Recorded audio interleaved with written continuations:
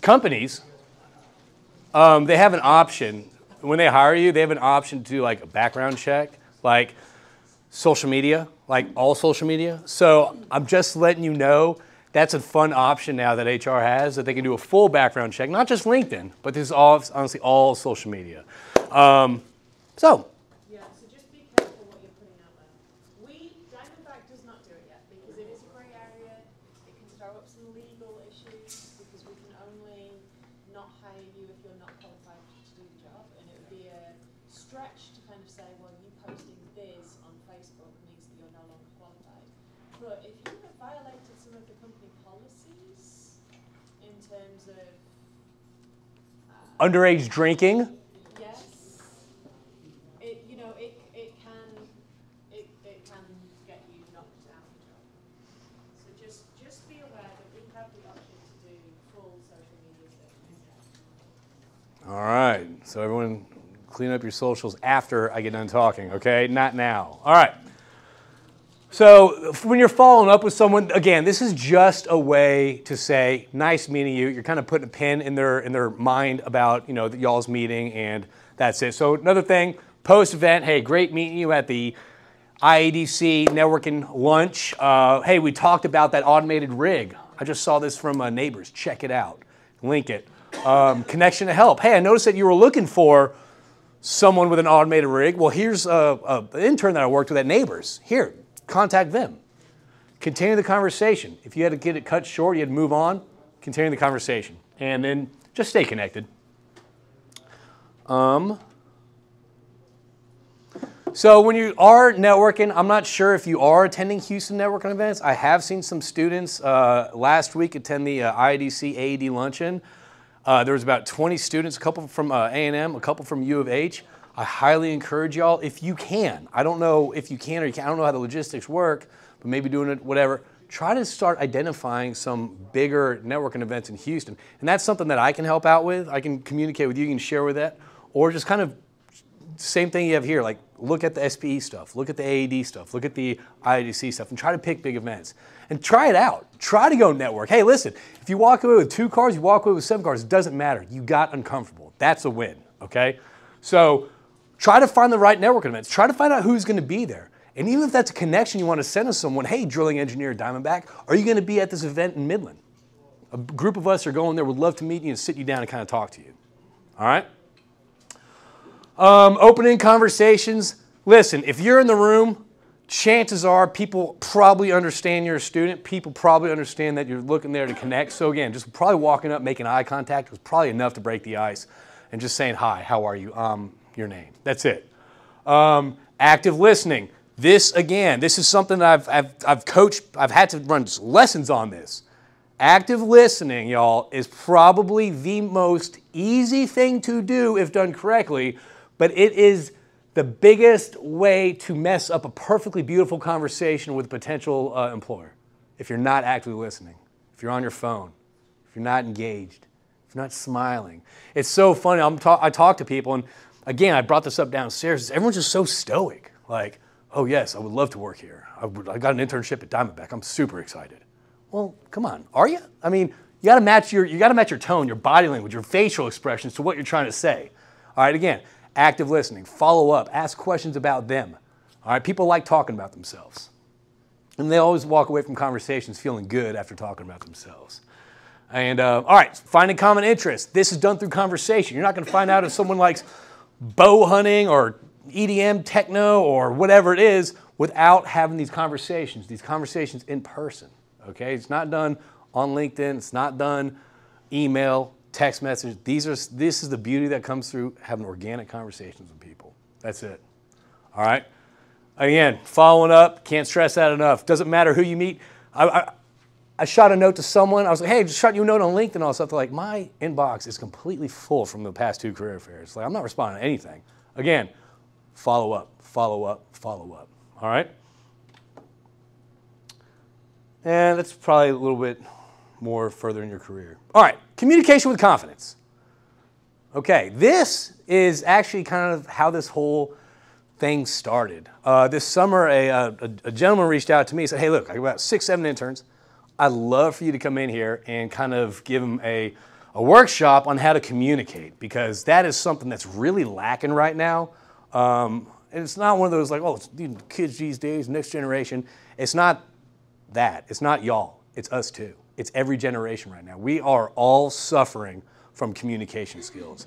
And the people you see, if you think about this, the people that are successful in their careers that you can kind of look up to, whether people you know or industry tycoons, whether it's, whatever, Elon, all that stuff, their ability to communicate effectively, concisely, and confidently is probably the reason they're so successful. Their ability to influence people that are a lot smarter than them. And that's kind of, we work with a lot of people that are a lot smarter than us, but influencing those people is a very important part of our jobs. All right? Right now, we operate in this. We operate corresponding text messaging, and we operate emails. That's only 7% how we communicate, words. Only 7%, okay? Our body language is 55% how we communicate. Our tone and pitch, how we carry our voice, how we bring our voices up and down, is about, 37, 38%, okay? And this is one of those things, and this isn't just for like job interviews, okay? This is for networking events. I mean, think about if I walked in this room and I'm so excited to talk to you about communicating with confidence, but my shoulders are hunched over, my hands are in my pocket, I'm fidgeting, and my words are kind of like this and monotone. You have to be confident. I mean, that doesn't match up. When you're talking to someone about, hey, Diamondback, what's your plans for the next 2 years? Are you picking it up? If you're talking like this, you're not really engaged. You're not acting like it doesn't, whether you care or not, it doesn't become portrayed like you care. So again, body posture, eye contact, pitch, tone.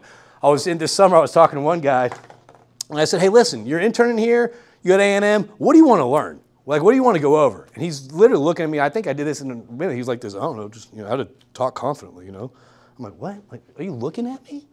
Make eye contact with people, all right? Pitch, tone, inflection. This is something that's interesting that I learned. Whenever you are, let's say you're in an interview. Who's in interview cycles right now? All right. 3, 4. Okay, I'll take that. Think about this for interviews. Think about this for career fairs. Think about this whenever you're talking to someone who's in a position of authority over you. When you end your sentences, you can either end it on a note like this, like a high note, like, yeah, I'd really love to work here. Oh, Diamondback, I'd really love to work here. Or, I think we can drill a better well. Or if you drop it down at the end. If you drop your sentence at the end to a lower tone, it comes across a lot more confident, a lot more secure about what you're saying. Like, yeah, I really want to work here. Yeah, I can drill a better well. Do you see the difference in the tone? And just the change in tone, the minor change in tone allows you to at least communicate more confidently and effectively, okay? And one way that I tell people, like, listen, no one is born, first off, everyone hates public speaking, all right? Everyone. I hate public speaking. Everyone hates public speaking, all right? No one likes it. No one wakes up, it's like, yes. Everyone gets to judge me, look at me. You know what I mean? Like, that's nobody. However, I encourage people, this is an exercise that I do, it's like, if you are very nervous about public speaking, a lot of people are, film yourself. Film yourself for 5 minutes. Just talk about whatever you want. Talk about your internship, talk about whatever you want to talk about for 5 minutes, okay? Then watch it. Put it on mute and watch it. What's your body language doing? Are your shoulders back?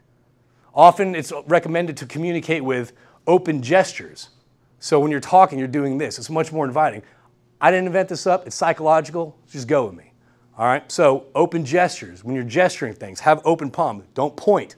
Don't have your body language like this when you're talking to a potential recruiter. Right? Be open. How you project yourself, how you feel that you project yourself, I heard this, how you feel that you project yourself is how people receive you. Does that make sense?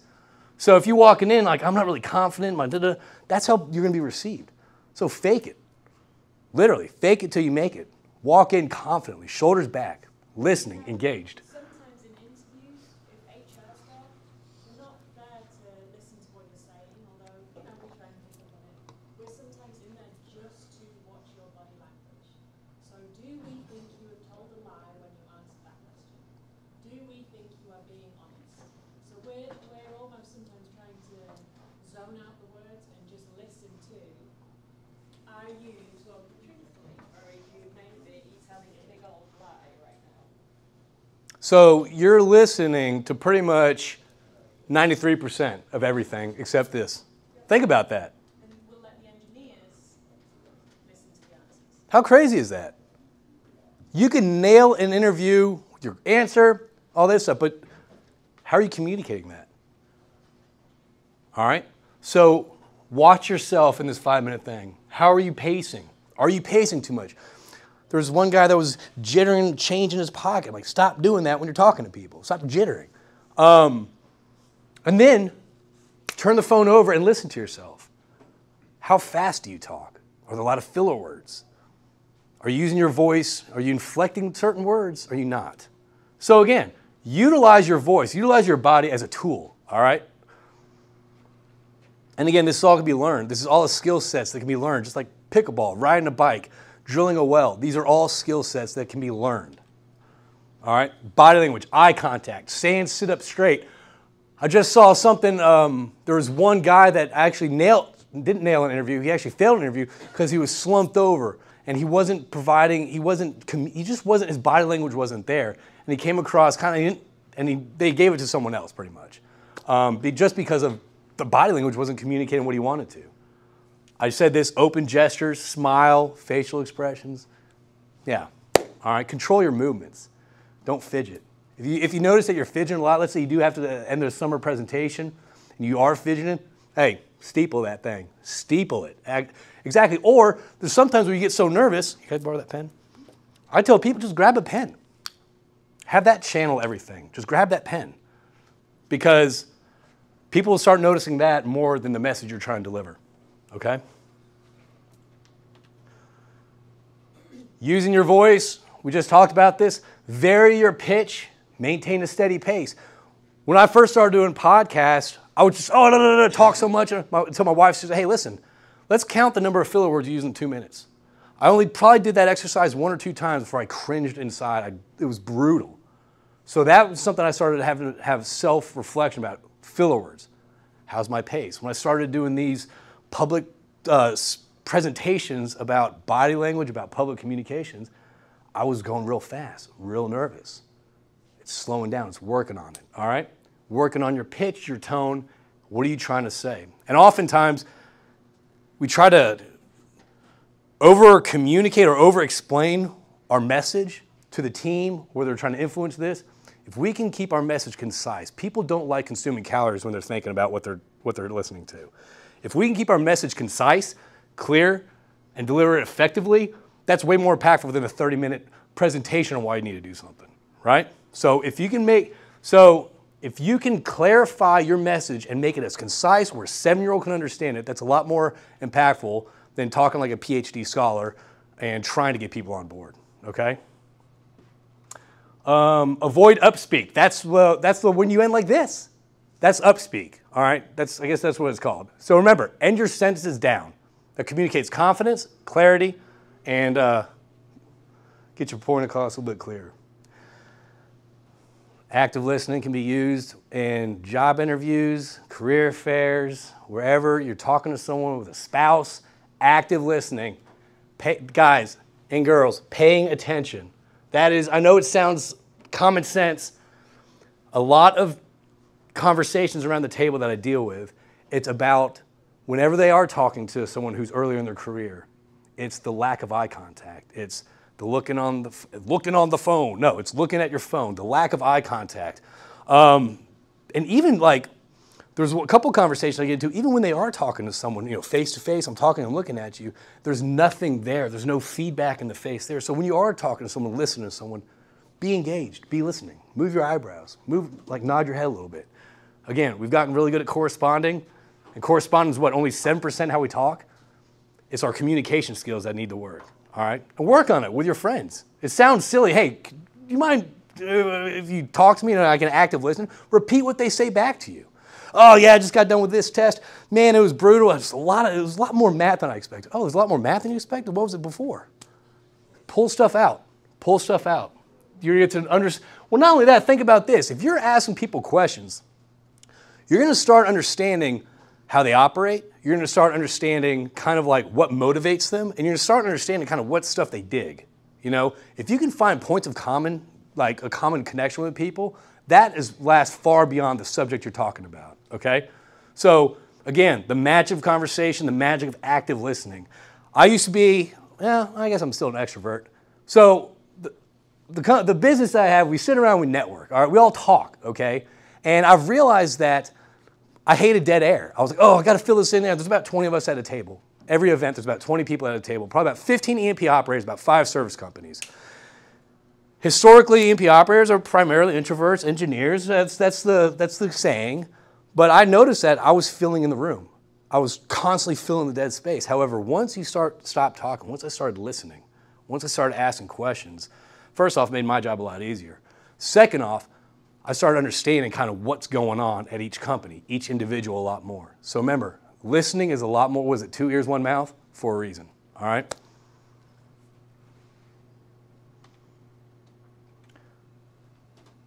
Do we need to dive into presentations at all right now? Tom? Yes? A little bit? Who wants to go over a little bit of presentations real quick? I'll give effective presentations. All right, we got 1.5. All right, real quick, I'm going to keep this short and sweet for y'all. Presentations, the best way to do it is just practice your presentation. Practice, practice, practice. You're not memorizing a script, okay? You're memorizing the message, and you're there communicating. I actually hate the word presentation. That makes me all very nervous. I changed presentation to literally discussion. I'm going to go in there and I'm going to give a communication discussion to Texas A&M. That's what I'm doing. Presentation, I start sweating, get nervous. I have to change shirts. All right? Looks great, though. Looks phenomenal. But again, so I try to reframe things in my mind. Yeah. Does anyone say anything? No? I try to reframe presentation to conversation, okay? Rehearse it. Have an opening. Don't go in there, hey, everyone, thanks for joining me. I'm JP. Today we're going to talk about effective communication. Y'all already know that. Start off grabbing their attention with a hook. There's a need in this industry and there's a want. And today we're here to connect those. All right? When you are giving a presentation, try to make eye contact with the people in the room. Use you. Like, hey, yes, so do you understand how this can impact the team? This can impact all of us. So engage. Tell the story. All right? Open-ended gestures. Again, don't have your hands in your pocket. Control the room. And again, it's one of those things where it's like, whenever I do a presentation, so last week I had a talk in front of 260 people at the IDC joint lunch. I was nervous as hell. I didn't like it. It was very uncomfortable for me. But I did about 4 things that I could control. There's a lot of things that you can't control, and that's where all the anxiety comes from. 4 things I could control. The first thing I did the Superman pose. Yeah, did anyone watch Ted Lasso? Anyone? Yes? No Ted Lasso? Anyway, the manager, the manager of the team, she would do this. Make herself bigger than she was. That's psychologically proven to give you more confidence. It boosts your testosterone, gives you more confidence. All right. The second thing is I rehearsed kind of what my opening was. After the opening, it's just going to be a lot smoother. Rehearse your opening. The third thing is I slowed down my breathing. Breathe. Whenever we get on stage, when we have to present in front of, let's say it's the end of the summer, we have to do the end of the summer presentations, our heart starts beating.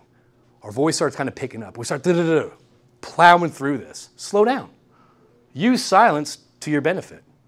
And the fourth thing I did was just visualize how I wanted to go. At the end of it, I knew that would be a great conversation because that's how I wanted to feel. And that's kind of what I did. And the rest, you just got to have fun with it. Let it ride. So presentations, practice it. Don't jumble the screen too much words. All right? Use it sparingly. You should be talking more than people are actually reading all that stuff. Anything about presentation? Anyone? And they, yeah, oh, in the back. Even though you're like talking to like students right now, did you still use that same like methodology? 100%. First off, 100%. I get nervous talking to like my daughter's school, okay? Yeah, so on the way up here, my music was off. I was doing my intro. I was imagining how this was going. I was like, got to go in there with energy. It's 5:30 on a Thursday? It's 5, I work from home. 5:30 on a Thursday, I got to come in with energy. Yeah, I did that. And I'll do it the next one. And I'll do it the next one. Next week, I'm talking to Prairie View A&M. I'm going to do the exact same thing. Yeah, and it really is kind of just like, at the end of the day, you're going to be up here, you're going to feel a certain way, just let it go, just have fun with it, all right? And if I can help, and that's the thing, I'm not up here to be judged on my presentation skills. If I can give you one nugget of knowledge that you can use for your career fair, setting up your LinkedIn, expanding your network, then at the end of the day, that's all I care about. You know? Like, I don't have to walk away with the best presentation ever, but if I can impact one person with one nugget of knowledge, I kind of did my job. That's kind of how we feel supporting you in doing this, because we, as much as we love you all and we want to give everybody internships, we know that, but we want to set you up so that you have the best chance of getting one, the best chance of getting a job, because we care about this industry. And thank you for that. And that's one of those things where it doesn't matter if you're a 4.0 student. It really doesn't. It doesn't matter what industry you're in as a 4.0 student. It's how you present yourself, how you communicate. People want to work with people that they like. People want to work with people that they know are engaged with what they're saying. People want to work with people that can communicate what's going on. So this is what this is all about. For you to kind of increase your opportunity for opportunity, if that makes sense. Kind of go with it, opportunity for opportunity. I'll take it. Now, who was there at the sophomore junior retreat? Yes. Okay.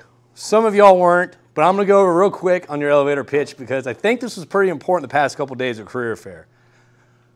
Career fair, how was it? It's pretty good. Talk to me. I got my first interview. You did? Yeah. With who? Patterson. Nice. Okay, that's a great company. So, did you have an elevator pitch? Yes. How was it? It's pretty good. Were you nervous? A little bit. Okay, normal. Yeah. Okay, practice it a little bit. Did you cater it to each person you were talking to a little bit? Yeah. Nice. Okay. Specific questions that I'd written down before. Good. Before I went up to each booth. Nice. Who else wants to share their experience with their career fair and their elevator pitch?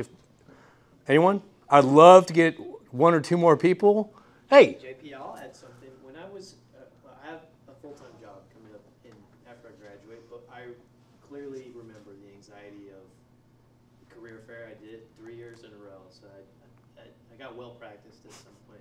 What I would do, and what I found to be really effective, is I didn't know by heart the information about all the companies, but my goal was to talk with everybody. And so what I would do, just even before I went up to a booth, I'd be standing in the career fair in some corner on my phone, and I would look up their website, and I would look at weird details. I love it. And then I would go up to that company, and I would say, "Oh, I know this about you guys. Can you tell me more about this?" And it would be part of my elevator pitch because I would tailor my interests to what they had available about them, and companies love that. They love it when you know something about it. So I found that to be a really effective tool. Well, the fact how you just started that conversation off, I have a full-time job, but this is what I did.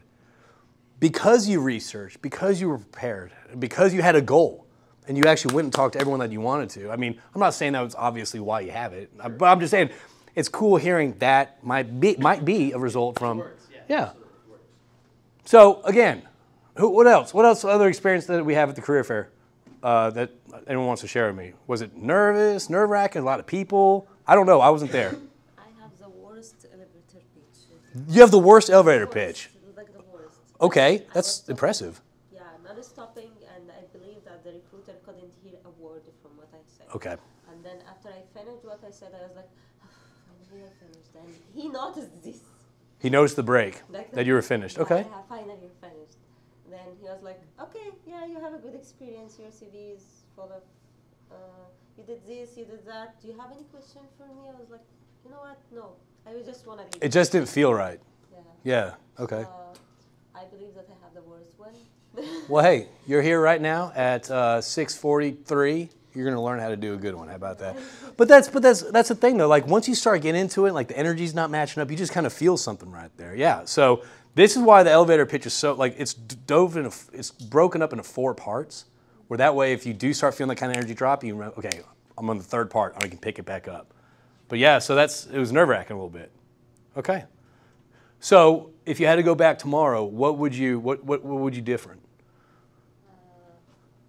Maybe start with breathing before starting talking about my experience. Okay. Maybe a couple questions. Have a couple questions in your back pocket to ask.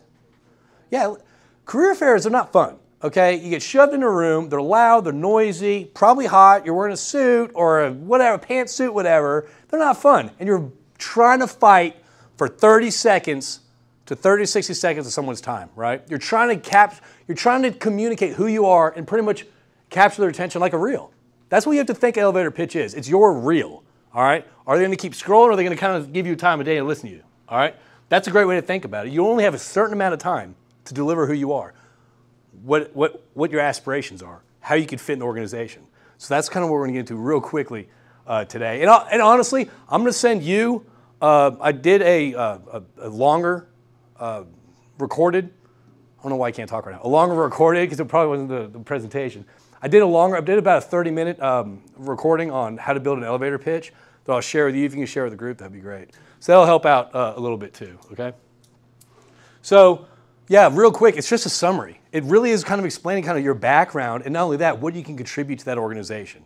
I mean, again, you got 30 seconds. People are buying for time. And we all know those people that actually try to hog up the recruiter's time and talk to them for about 15 minutes when you know there's about 30 other people they need to talk to.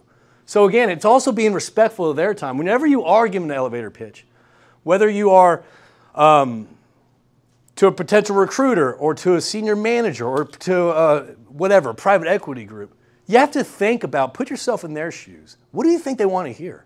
How much time do you think they want to give and allocate? And what do you think they want to hear from you? Do they want to hear that, oh, I did intramural sports, I did this and that? Probably not. They're probably going to hear about your internship experience. They probably want to hear about your experience, with the frac fleet or something like that, right? So again, it's just a quick glimpse, a quick minute-long or less introduction to who you are, and you have a goal there. Your goal there isn't to ask for a job. Your goal there is not to sell anything.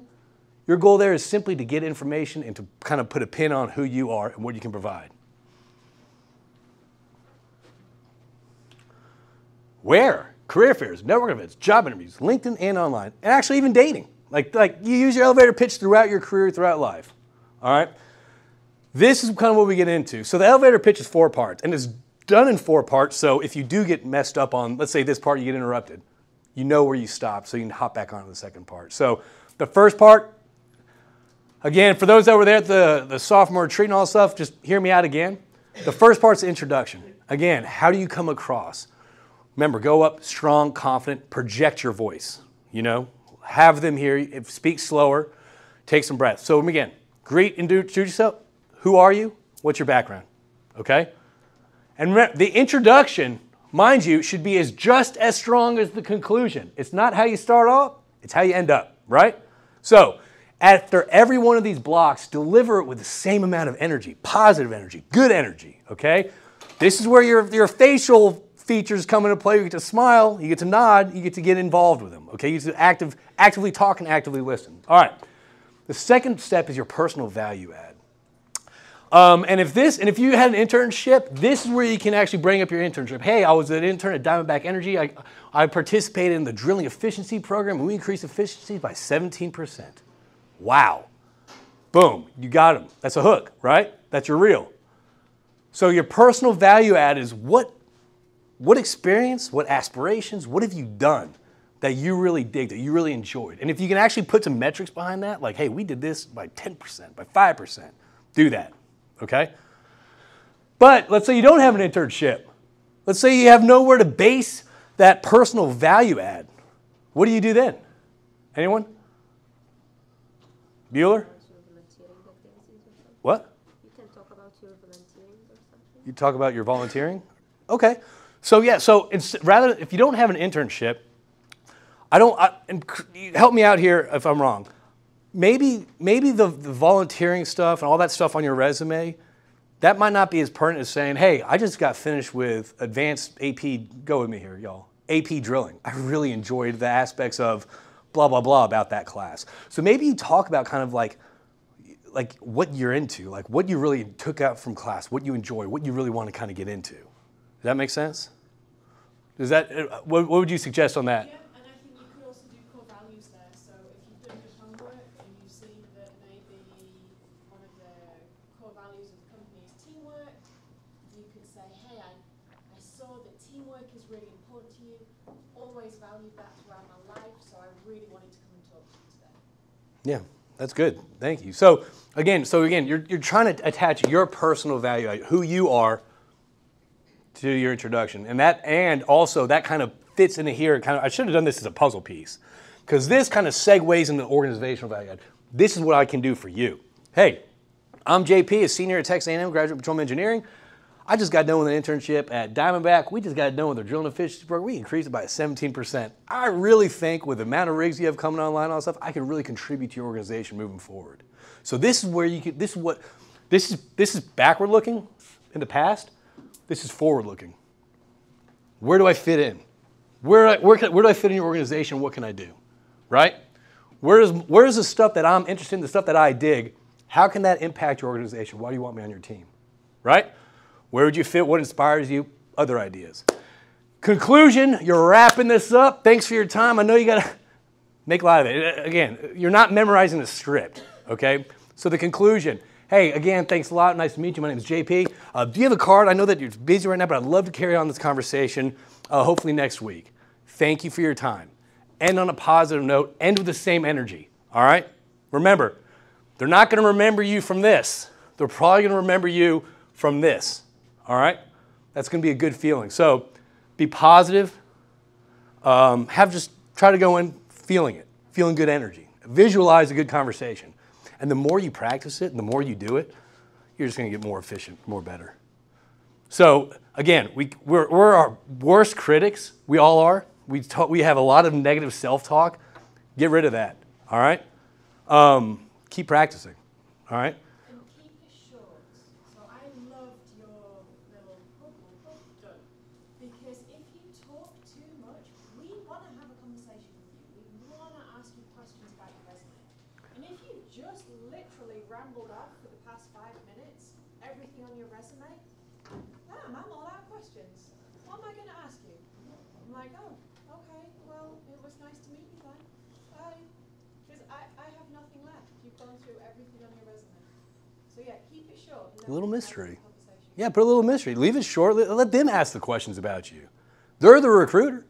They're going to ask you. They can look at a resume. They can look at your LinkedIn, and they can't. They can look at your social media too. They can look at everything you want, your bank accounts. But keep it short. Be positive, and have fun with it. Okay? I know this is like, oh, career fairs, interviews, recruiter. Have fun with it. People are going to remember someone that they jive with a little bit more than they remember someone that's very like, here's my 4 hours on time every class. So. And I remember Sam, because Sam asked me a question and I did not have a damn clue. It's like, yeah, the Sam. workouts are pretty close together, I think. Yeah, you've done your research. So the power of having a question, and that's the thing. Remember downstairs that CEO was like, any questions? No one asked anything. The fact that you have a question or two, and it could be a basic question, it could be a company-specific question, but have a question or two that you can just throw out there. Okay, all right. Kiss it. Keep it simple. Silly. That works, silly, right? All right. Again, this is just another way to look at it. Your intro, personal value add, what I can do for this organization. Thanks a lot. We'll see you later. Let me get your contact information, okay? And again, Tom, you have this. You can share this script. Okay. And again, don't memorize the script, y'all. Just memorize the blocks. Get your intro. Get that down. Get that down. Get that down. Boom. Move on to the personal value add. Practice, practice, practice. And then the third block, that kind of changes with who you're talking to, okay? And remember, be empathetic who you're talking to. What do you think they want to hear? And how much do you think they want to hear it? Strong start, strong finish. Have 1 or 2 questions. Be interested, smile, and have fun. Again, people, you're attracted to people's kind of how they present themselves, their energy, if they're good at communicating all that stuff. So be present. Have fun with it. Okay. I know it's a lot of nerves. I know it doesn't sound right to have fun with it, but you got to have fun with it, right?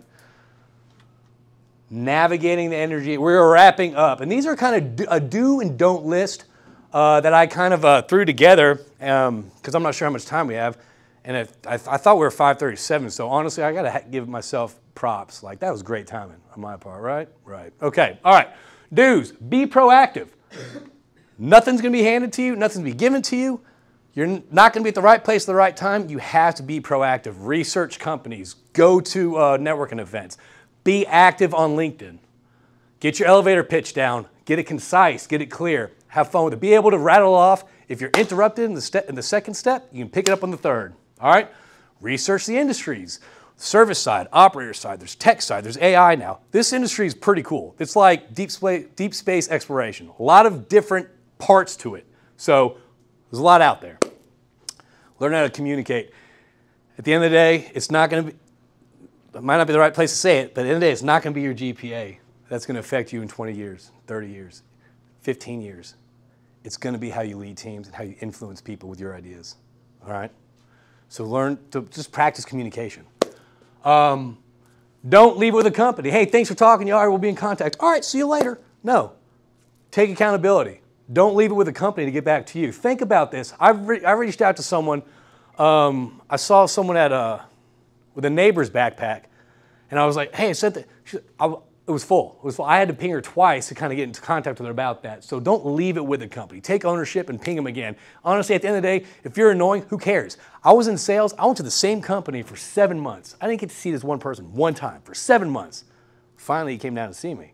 He's like, either you're the most annoying person or the most persistent. I said, I don't care. You're talking to me right now. Be persistent, okay? Watch your P's and Q's, pints and quarts. A lot of people, they get excited when there's an open happy hour bar, all right? They get excited when there's networking events, there's a suite and all that stuff. That's not the place, all right? It's not the place, and there's always one. Listen, there's always one. So, not even the beginning of your career, throughout your career. So, watch your consumption, okay? There's a lot of stupid decisions made and decisions that you're way too early in you're way too early in your career to start having that stuff kind of pop up. So watch your P's and Q's, be respectful, be cognizant. Don't wait around for things to happen. Do it yourself, all right? Don't be stuck in your plan. I graduated marketing, got a degree in France. 5 years after that, I was pulling pipe back into Derrick. I had no idea what was going on. Don't be stuck in your plan. Okay, 2 years I'm gonna be a drilling engineer, 3 years I'm gonna be a completions engineer. Trust the process, okay? Say yes to opportunity. Don't say no to opportunity because it feels uncomfortable. Surround yourself with people that inspire you. It's funny that you get in groups that people want you to stay at a certain level. They don't want you to progress in your career. They want you to stay at this level. They don't want to see you rise higher. Find people that challenge you. Find people that inspire you. Find people that push you. Find people you can learn from. That is the way you're gonna catch in their sails and you're gonna ride the wave with them. Okay? So find people that inspire you. Don't find people that keep you stuck. Be coachable. It doesn't matter if these old guys don't know anything. These old guys and gals, they've been in the industry too long. Be coachable. All right? There's a lot of experience that is not captured on software or AI or anything like that. That's through conversation. So be coachable. Ask questions. This is one of our biggest things when deciding on internship to full-time job. During the course of your internship, have you been coachable? This? Yeah. Can we train you? I didn't even know that. That's cool. Yeah, so do you work well with others? Can you be coached? Or do you know it all? Oh, this is how we know. Attitude dictates everything. This industry is not an industry full of optimism, okay? But it's an industry full of fun and great people. Having a good attitude, listen, poop's gonna hit the fan all the time, okay? It's gonna be your attitude that can change your team's direction and get them to new heights. So have a good attitude, okay? This was a conversation we had in Midland. This was from someone at Conoco saying, hey, listen, we had a lot of interns. Whenever they came to a problem, they would just say, oh, hey, listen, I don't know what to do. Can you figure this out? Try to figure stuff out. Try to take some accountability and try to figure some solutions out on your own before you bring it to someone above you, before you bring it to your boss. Don't settle. Don't just settle. Listen, we all have limiting beliefs. We all have negative self-talk. Don't settle, all right? Don't be comfortable. Always try to grow. Don't limit yourself geographically. And the oil field is found in some of those beautiful places around the world, all right? I'm being very sarcastic. Don't limit yourself geographically, okay? There's a lot of times that... I wasn't going to say Midland. We love Midland at Diamondback. But there's a lot of people that will say no to opportunities because it's in some undesired place in the States, across the world, wherever it is. Just say yes. Say yes geographically speaking. Because if you don't say yes geographically speaking, you're going to limit yourself. your mobility, okay? Don't know it all. You don't know it all. Nobody knows it all. If someone acts like they know it all, they don't know it all, all right? Again, as I said, I've been in this industry for 19 years. The more I'm into it, the less I know, all right? Don't be silent, seek mentorship. When I got into this industry, mentorship is so important to y'all's career. It really is. However, it's taken the back seat, and that's our fault. Mentorship has taken a big back seat. When I got in this industry, mentorship was a big deal. There was programs. There was like, oh, hey, who are you? Who are you? Oh, nice to meet you. That's kind of dissolved a little bit through pandemic, through work from home, through this and that. So the people, oh, we need to be mentors more. We need to be mentors more. We're dropping the ball with that. So I'm handing the reins to y'all. Y'all go seek out mentorship. Seek out people that are fascinating at work, that are interesting, that's just kind of like that you want to be around and learn from, okay? Yeah. Okay, this is the last do's and don'ts. All right, set goals, all right? We often get stuck in the same cycles and the same seasons in life, right? Where it's like, oh, well, okay, well, it's holiday season, I'm going to do this. Start setting goals for yourself and hold yourself accountable to your goals, okay? Setting goals, because personal development has, again, mentorship, personal development, there's a lot of things that have taken a back seat in a lot of industries. So be your own heroes, be your own champions, set your own goals, hold yourself to those goals. Calibrate those goals if you need to and push the lines down, the goalpost down the road, all right? Be okay with not knowing everything. Wear more hats. If you're hired to do this and this, okay? Great song. Don't stay there, all right? Wear more hats. If you have 2 hours in the afternoon, go down the hall, see where you can add value. See what project that someone's working on that may be out of your realm, but you might learn something, all right? Take accountability and ownership, and this is of your careers, this is of your networks, this is of your choices, okay? So, yeah, you get a little overserved at a happy hour, that's on you, all right? If you're waiting for people to call you for a job, that's on you. Take accountability. Take accountability of your goals and what's going on in your life and your career, okay? Don't wait for others. Don't listen to your limiting beliefs. We all have limiting beliefs. This is something that we often challenge. No, we don't often challenge. We often live by, and they often confine us on a day-to-day basis. We don't realize that. They all stem from somewhere in our childhood, somewhere like that. Take a look at your limiting beliefs. Whenever your voice says, oh, you're not going to get that, or you can't get this, or that person's better than you, stop that, all right? I mean, we don't communicate this type of, again, the vulnerable side of things. Don't listen to your limiting beliefs, okay? Challenge them, break them, and actually set them higher, okay? Don't stop improving. Yeah, and don't stay comfortable. So that's kind of the do's and don'ts of this industry. Are any other do's and don'ts that you kind of want to share about starting your career or kind of getting in your career that anyone would like to share in the back with more experience? Joanne, no? Talking to me? Anybody. Yeah, anybody back there. I've never had a plan. Why do you think I'm a faculty? See? Don't stick to a plan. Don't even have a plan. I think the biggest thing once you have an internship is say yes. If somebody asks you to go with them to the field, say yes. If someone invites you to a meeting, say yes. And it's such a simple thing to do. There's so many interns who'll be like, oh, I was going to go work out now, so I'm going to go home.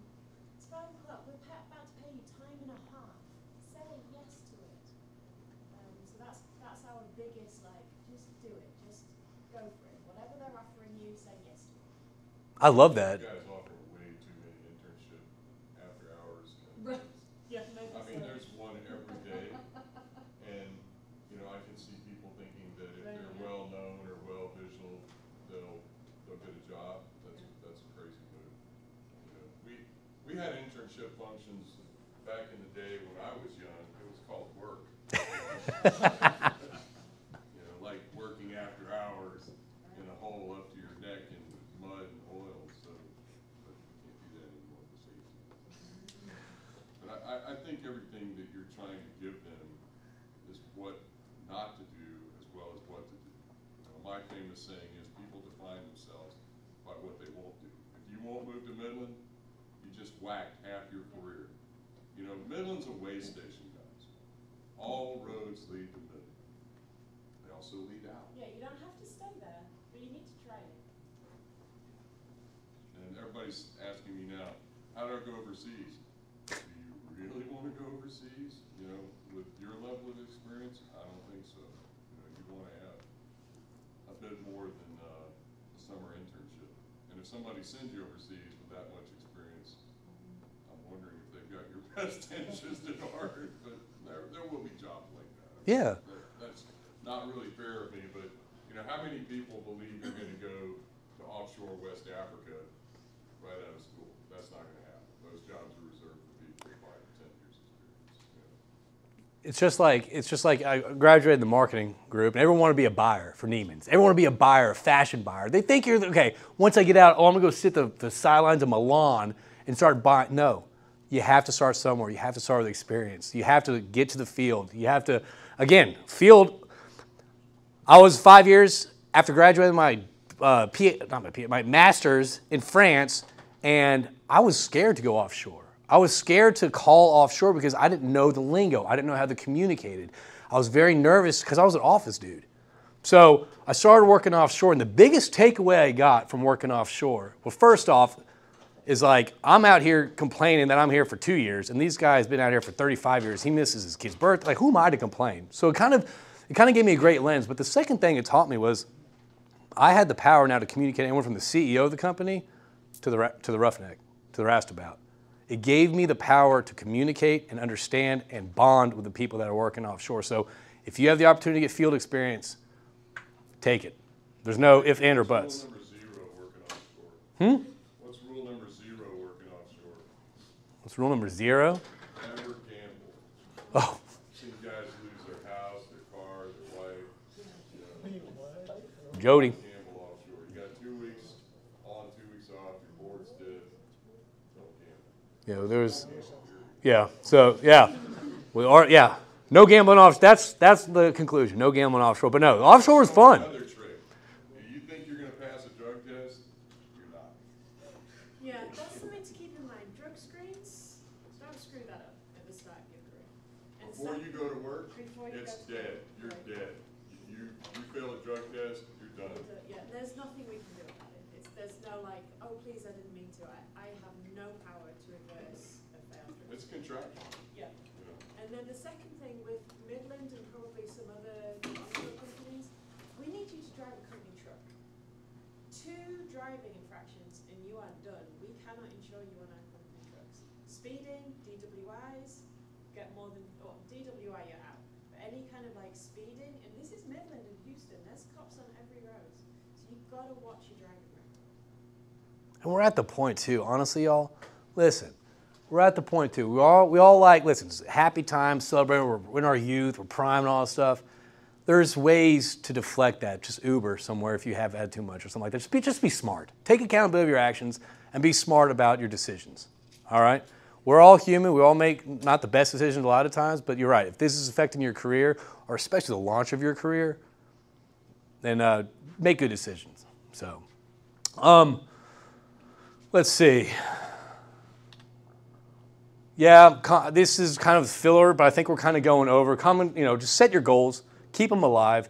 And when you have goals, don't have your outcome as your goal. Oh, I want to sell $10 million. No, my outcome, that's not a goal. That's an outcome of my goal. My goal should be, I want to contact 10 operators, have 5 meetings, have this. Those are actionable goals I can take. All right, you ready to get out of here? Your negative feelings about yourself, you're not alone. Over 70% of people have imposter syndrome. All right, that's kind of something I like talking about because we all face it. And again, those are just self-limiting beliefs that we put on ourselves. So what's the best cure for imposter syndrome? Well, the best cure for imposter syndrome is, number one, realize the feelings when it happens. It always happens to me after a good event. So number one, I notice it happening. Number two, I separate myself from it. And the third thing you have to do is you have to reframe it. You have to, so there's a lot of people, I know people, the president of the Workforce Technology Council, Molly Dieterman, all right, she has imposter syndrome when she sits at tables with people. Everyone that I know that I discuss has imposter. So what they have to do is literally cut that out. Say, wait a minute, I do belong here. This is why. This is why. Start setting yourself up your own evidence base of your success. Wait a minute, I did this at this company. I did this. I was on this project. Dude, I got this while I was working 2 jobs in college. Like, start giving yourself evidence on why you do belong to be there and why you're good enough, and why you're exceptional, okay? So imposter syndrome is rampant. The higher you go in your career, the more it kind of leads, the more it kind of guides you. Separate, reframe, and honestly give yourself like the credit that you don't give yourself, and have an evidence-based method on why. And it's more common in women. So ladies, get a mentor, get a coach. Because if you're ever having these doubts, your mentor and coach have probably gone it through it before, and they will be able to talk you out of it. So don't face this alone. Yes, everything that JP says, do that, and then go to your mentor and tell them what's going on. And you aren't alone. And I started a company called Exec Crew, and it's like a mastermind of, I didn't know how to run a business, so I got all these business owners together so they could teach me how to run a business. And I was like, hey, listen, I'm up here, blah, blah, and I was like, and my weakness is I have imposter syndrome. Next thing you know, this entire room of leaders that I thought were very successful, crushing it, we're all sharing their stories of the same feeling. So again, it's more common to women and minorities. Find a mentor, talk to them. You're not alone, okay? Call me, I deal with it every day. And here's some famous people that have had it, so we're not alone. Elon Musk. And if you don't want to, connect with me here. LinkedIn, TikTok. I give a lot of like soft skills advice on TikTok.